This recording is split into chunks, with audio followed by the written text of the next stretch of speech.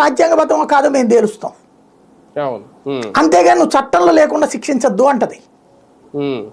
అంటే ఇది మన ప్రపంచంలో పురాతన ప్రజాస్వామ్యం అమెరికా, అతిపెద్ద ప్రజాస్వామ్యం భారత్.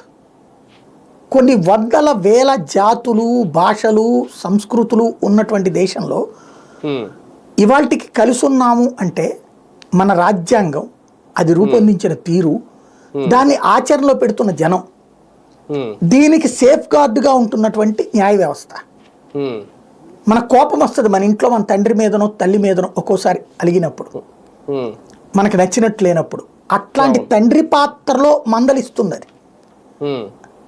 అదే సందర్భంలో తల్లిదండ్రులు కూడా తప్పు చేస్తారు, అట్లాంటి తప్పు సరిదిద్దుకుంటుంటుంది.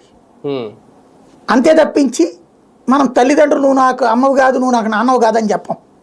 అట్లాగే మన న్యాయ వ్యవస్థ మనకి బాధ్యతాయుతమైనటువంటి బ్రతుకు బ్రతకడానికి ఇవాళ ఉన్నటువంటి డెమోక్రసీలో డిక్టేటర్షిప్ పెరుగుతున్న రోజుల్లో, పొలిటికల్ గవర్నెన్స్ పెరుగుతున్న రోజుల్లో, పొలిటికల్ వెంజెన్స్ పెరుగుతున్న రోజుల్లో ప్రతీకార ధోరణి ఇవాళకి సేఫ్ గార్డ్ చేస్తుంది. అది దానికి సాక్ష్యం ఇప్పుడు ఇచ్చినటువంటి తీర్పు.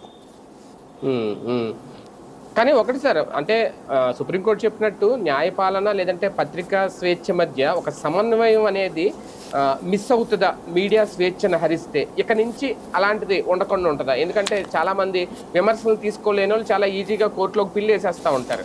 ఎక్కువ మనకి కూడా జరుగుతూ ఉంటాయి తెలుగు రాష్ట్రాల్లో, వేసేస్తారు, వాళ్ళ మీద కేసులు ఇవన్నీ రకరకాలుగా జరుగుతాయి.